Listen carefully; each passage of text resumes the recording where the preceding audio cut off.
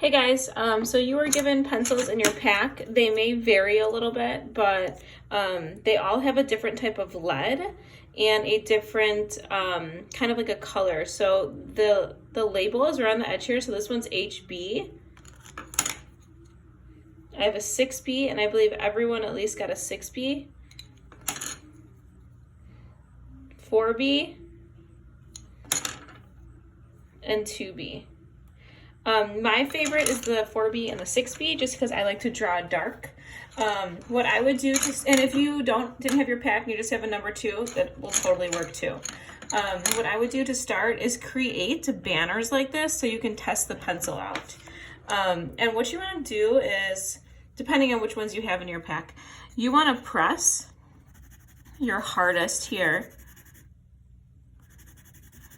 And you want to see how light, by just bringing up, the pressure on your pencil,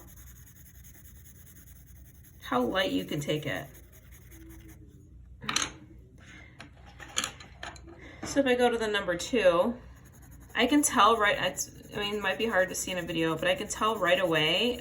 It doesn't blend as smoothly. This one looks a little more of like a static blend, where this one I can see every line that I'm creating. And then if you might have an HB, or you might also have a 2H, and that is one of the lightest of the pencils. So ideally you could do this first with all of them just to test them out, and it should look something like this when you're done. So I've got all these different pencils, and I can see the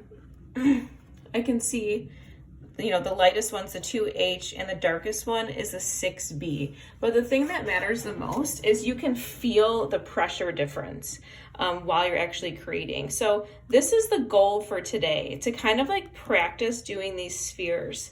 And the reason why I'm starting with this is because so many of you said you wanted to learn how to draw realistically, which is great, but that's not just something you jump into. There's a lot of steps that you have to master before you can draw realistically. So if you think of something like your hand, all objects in the world are made out of a couple base shapes.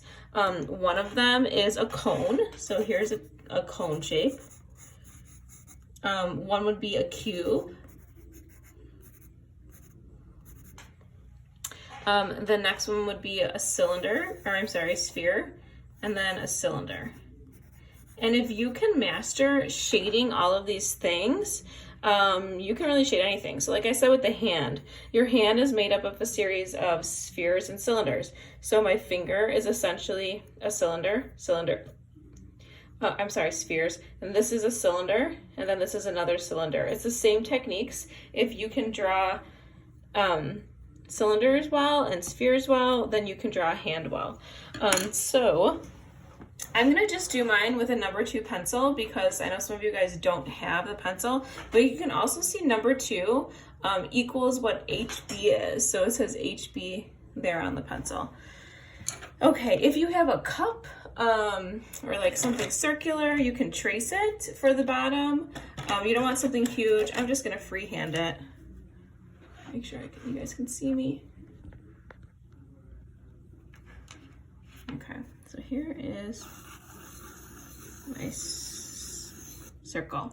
And you want to think about where your light source is. So I'm gonna put a little sun here to help remind myself, here's the light. So wherever the light source is, this area is going to be the lightest part, and this will be the darkest.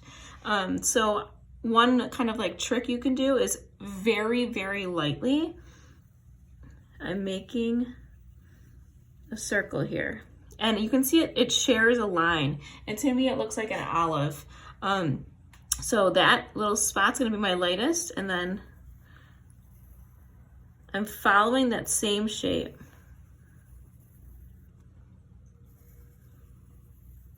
And then, so this will be light, and then this will be the darkest.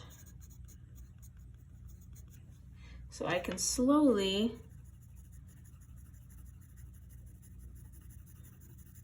start to shade. Now, I just went up and down there, but what you really want to do when you're shading is shade in the direction of the outside lines. So I'm kind of like trying to curve it around. You guys also received this eraser, and this is a kneaded eraser. I can get it open. And it's a squishy eraser. And the nice thing about this is it picks up pigment really well. So I can go like this. You see how much lighter it becomes? So now I can do my next layer.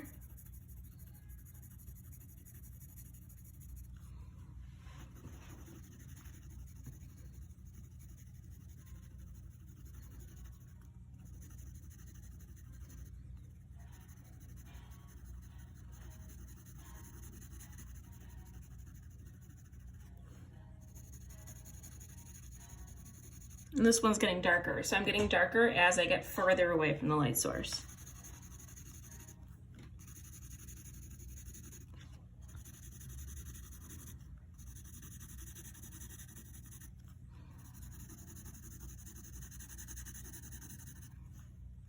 And I'm just going kind of fast right now, just so you guys can see how it works. Now, if you did pick up your pack, I encourage you to use your pencils. So this right here, you'll be shading with your 6B or a 4B. And then right up here, probably be your 2B, and this would be your HB or your number 2 pencil. So this just kind of gives you the basics of how the light would work. Now you would want to go back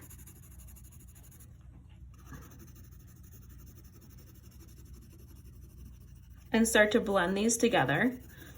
I think the biggest thing that I see with intro art kids when they're doing this is that there's a really obvious start and stop line where the gradient changes, where the color changes to light and dark. And then if you have that squishy eraser, you can go in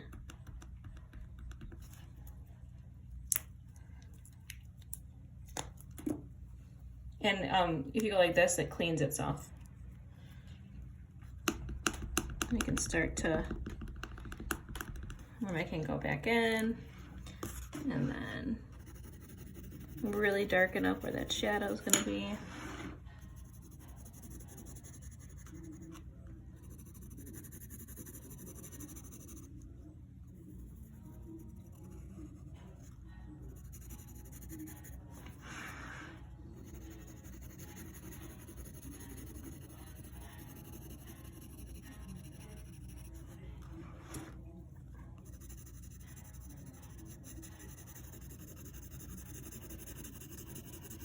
And you can see I'm not going in the same direction the whole time. I'm kind of like switching off, doing this hatching and cross hatching technique, and we'll learn a lot about that when we work with pen.